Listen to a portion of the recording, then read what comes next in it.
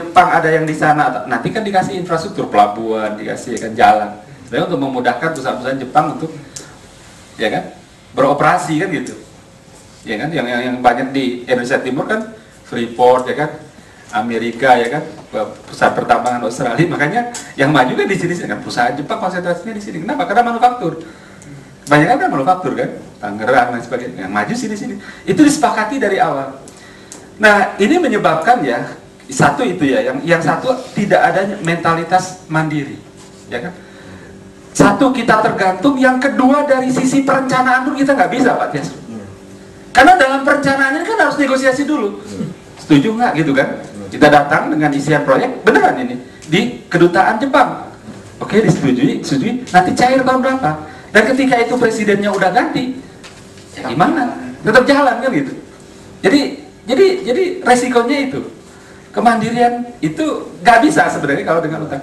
Nah, kalau kaitannya dengan korupsi, kemudian begini, Pak. Sebenarnya persoalannya bukan hanya apakah uang itu dikorup atau tidak.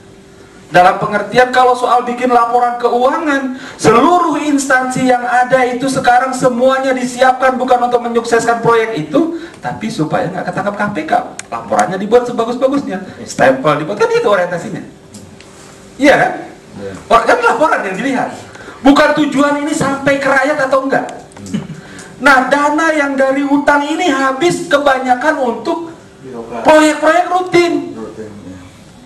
Iya kan, proyek-proyek rutin, bangun departemen ini, dari departemen diganti kementerian, berapa biayanya? Iya kan? Termasuk tadi yang gedung DPR, pengadaan barang, rutinnya itu nggak langsung menyentuh kehidupan rakyat, itu hanya untuk birokrasi saja. Ini menurut saya juga korupsi. Pelaporannya kan nggak ada kan gitu, pelaporannya nggak ada masalah kok. Tapi ini udah dari awal dibuat, satu sesuai dengan kepentingan asing, yang kedua itu dibuat untuk konsumsi pemerintahan saja.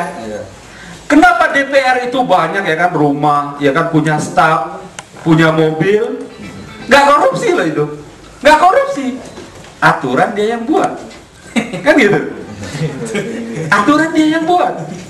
Jadi seperti itu ya. Jadi korupsi ini juga bisa jadi bahaya kalau kita terlalu mohon maaf ini ya. Korupsi itu bagian dari kampanye neolib sebetulnya. Iya, betul. Untuk apa? Karena perusahaan-perusahaan Indonesia itu korup, BUMN korup, privatisasi ambil. Ya, ambil, jual. Hati-hati dengan kur korupsi ya. Dijual. Hati-hati dengan kur korupsi. Timor Leste saya diminta, ya saya bangga ya, ada Soekarno kecil di sana itu, Sanan Agusmo. Saya diminta bersama teman-teman yang agak punya